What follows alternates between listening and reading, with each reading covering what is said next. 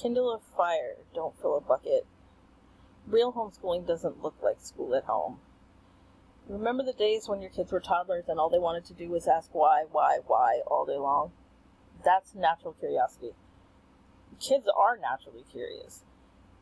If you look at preschoolers when they head off to their very first days of school, they don't hate school. If they do, it's because they're scared to be separated from their mom, not because they hate learning. The love of learning doesn't get crushed out of them until learning is supposed to look like worksheets and do what someone else is telling you.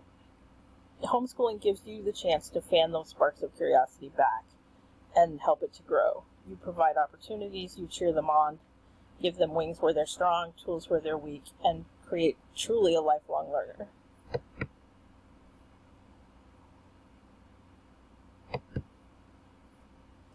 A quality education is tailored to every child's unique learning ability. Every child can learn. You just do the next thing. Their brain doesn't care what grade they're supposed to be in or what numbers on the book cover, and they can be way ahead in one subject and way behind in another. It doesn't matter. You just do the next thing. And you can teach them the way that they learn best, and once they get it, you move on. So if you have a kinesthetic learner, they might want to learn their spelling words by playing football or cheering their spelling words in the yard. Maybe they'd like to act out their history lesson. You have an artist in the family, an artistic kid wants to demonstrate what they've learned through building something, drawing, making dioramas, painting. Maybe they want to make a video. Verbal kids read every book they can find on a subject. They want to write reports, they write stories. Maybe they could write a play that their kinesthetic siblings could act out. It's about letting every kid demonstrate what they've learned in the way that they learn it best.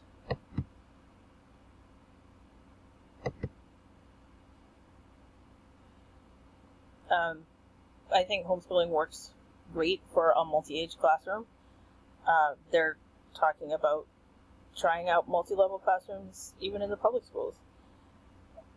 Basically, it lets you present the same information to kids of all ages, but how they work with that information and how they react to that information is completely different.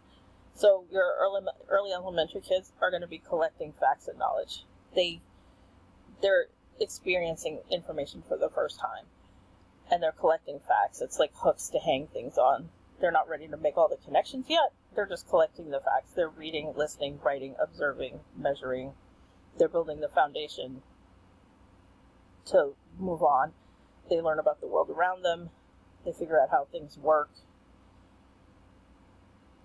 Your middle grades, they're reasoning. They're ready to think critically, so they're analyzing that same information. They may have heard it once before if they've been homeschooling from the beginning. They think critically, question, analyze, evaluate, discern causes and motives, try to figure out purposes and goals, effects, cause and effects from one thing to another, investigate theories, relationships, order, and abstract thought. Your high school kids, they now may have been learning this same information for the third time. So they've got all the facts, and they understand how to mix it together.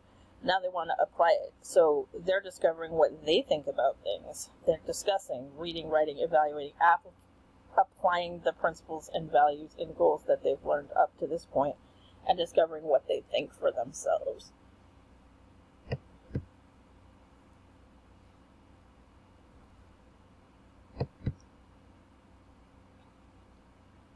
So check the worksheets.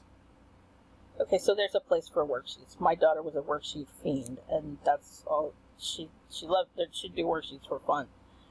And there is a place for them. My son wanted worksheets in high school because he was just in a hurry to be done with his work and move on to some other stuff, and he wasn't a crafty kid. But a narration or a notebook, interactive notebooks, lap books, projects, let kids work with what they've learned in a different way. They can present their learning the way they best know how.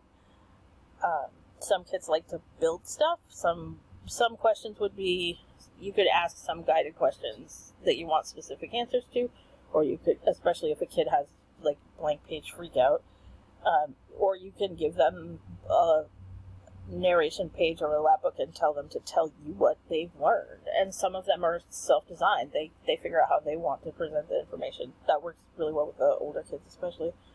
And when you get into high school, they learn formal report and writing and opinion pieces and the traditional forms that kids are supposed to learn. A craft project can be a memory aid. They can present from a project more than you can ever imagine. My daughter kept this. This is probably the first project we did when we homeschooled. My daughter kept it for years, and she could tell you everything you wanted to know about what it was like to live in ancient Egypt because she had this little diorama that she did when she was like 8. Interactive reports can give you a beautiful presentation piece at the end of the year if you save it all up. This is one we did from the fall of Rome to the Renaissance, and she collected all her unit lab books, reports, maps, pictures, designed this piece, and that was a beautiful presentation for her portfolio review at the end of the year. My son opted to build this as a scale model. He did the math, he did the planning, he did the building, the decorating, he wrote the report, designed the page. It was all him, and this was a project he came up with on his own. It was nothing I would ever have thought of, and he did a great job with it. And it was huge. It took up half my kitchen for a while.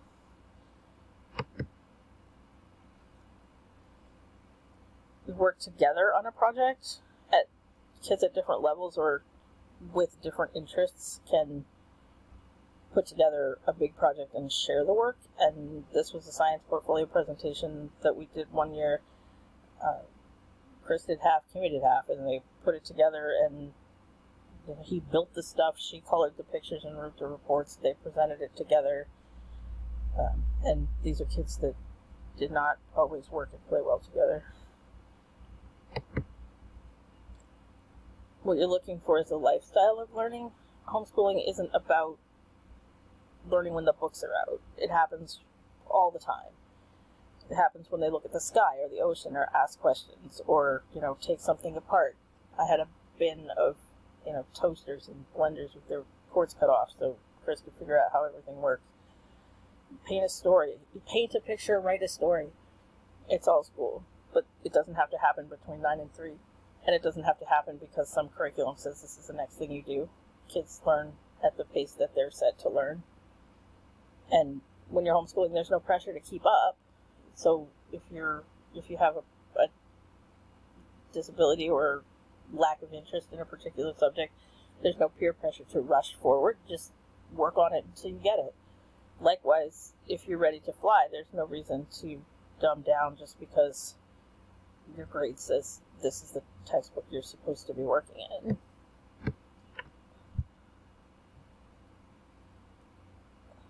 Our program, we offer class-by-class options. You can come and take a science class or a history class or an art class, or you can do a full-time option. The program does assume that there will be parental involvement and assumes a motivated student. It is not a come and sit here between Monday and Friday.